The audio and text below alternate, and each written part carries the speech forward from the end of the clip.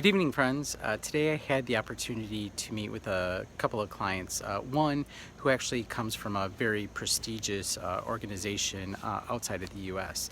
And we were talking about different things, and one of the things that I encouraged this leader, who happens to be a physician, was to be fearless and not to be afraid. Um, and with all due respect, they pushed back on me and said, okay, well, that's easy for you to say, but can you actually tell me a time in which you've actually, not been afraid? And so I shared with them sort of three different times in my career, and I thought it was timely and appropriate to share with all my friends out there as well. So the first time happened to be while I was finishing up school. I happened to be working with some other geeks like myself, and we were playing around with different algorithms specific to cancer and oncology. And our algorithm ended up being very good at doing something from a research perspective. So good, in fact, that a corporation came to us and offered to buy it. So after some consideration and thoughts and really thinking about the impact that this would have, we went ahead and sold it. The difference is that while my friends and colleagues took the money and bought cars and had parties and different things like that, I actually kind of saw that and observed it, and I took the money and I gave it away.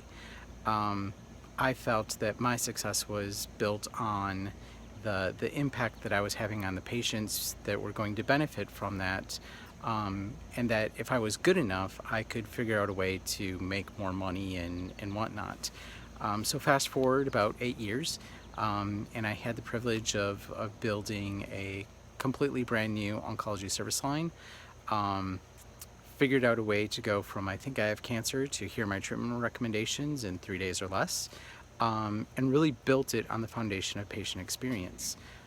Leadership came in, changed, and while I was at the top of my career, I left it all there. I literally walked into work one day, resigned from my position, got rid of my house, my car, the rest of my possessions and belongings, and I moved 1,500 miles away from where I was. And again, it was because of that itch that I had, that while money and material things and whatever were good, that I was more about making an impact and continuing to sort of challenge healthcare in the way things were going.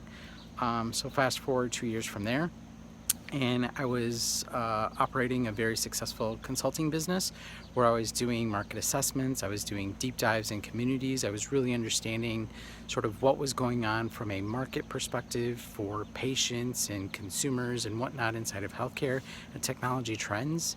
And so I was working for hospitals and healthcare organizations and large corporations. But again, I got to this point where people were really sort of focused on the money and the dollars and cents, and I didn't feel that urgency that I was making the big enough impact anymore, nor was I able to really measure it in the number of lives that I was impacting anymore. So I left it all on the table, and walked away from it all. And so what was interesting, after sharing these three instances with this leader, they looked at me and they said, you know what, you're right. We need to start measuring our impact and our success and the number of lives that we touch and impact and how we change the current delivery of the healthcare system today. And he's like, I think this is great, and I think this is something that you need to share with more people. So I came home tonight, and that's exactly what I'm doing. So I hope this inspires you. Let me know your thoughts, and as always, remember, care is delivered at the end of one.